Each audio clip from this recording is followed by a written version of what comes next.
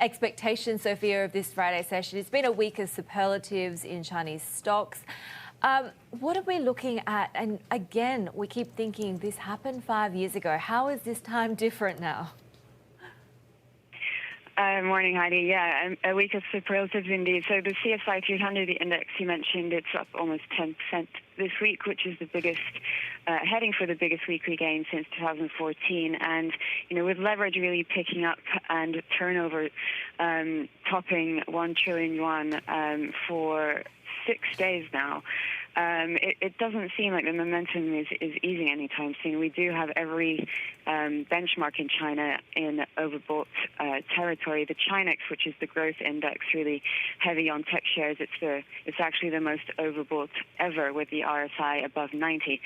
This is, in a way, it's different. We do have, the scope of the gains and the speed of the rally does look a lot like 2014, and now the market cap of China's equity market is it's 9.5 trillion US dollars, which is not too far from the peak we saw in 2015 at just over 10.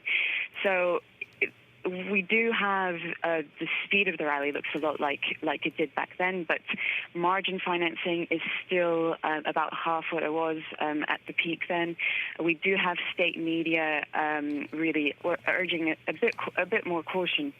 And telling investors, this is not a market where you should be looking to make millions and billions overnight. This is, really respect the market in a way. That's what the government is saying. And as Sophie mentioned earlier, the PBOC is taking a more cautious approach to liquidity. It is withdrawing liquidity from the financial system. It doesn't want to stoke this equity bubble again because it did. It ended 5 years ago. It burst then in a route that it raised more than 5 trillion US in equity values. That's not something that Beijing wants to see again. Sofia, what about the recent front page editorial encouraging investors to support a healthy bull market, that's actually really necessary now that we're in the middle of the pandemic? Are we getting a bit of mixed signals coming from Beijing? Yeah, a healthy bull market that's quite a difficult thing to get in China. It's always been a tricky balance for Beijing.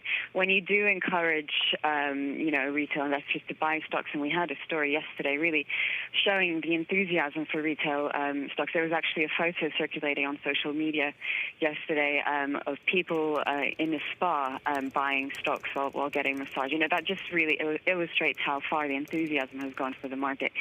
So, a healthy market is what Beijing wants. When this gets going, though, it's difficult to control. So they will want to rein in that enthusiasm and really frenzy for the market. They kicked it off really talking up stocks, as you said, last weekend with the front page editorial encouraging people to buy equities. It's an important driver of sentiment for the country because a lot of people are invested in the equity market. We have more than 160 million retail investors in China, which is, it's more than the population of Russia. It's about twice the population of France. So it's really, when you do have equity gains, it encourages people to spend, it drives up consumption, it helps economic growth. But you also don't want it to go too far.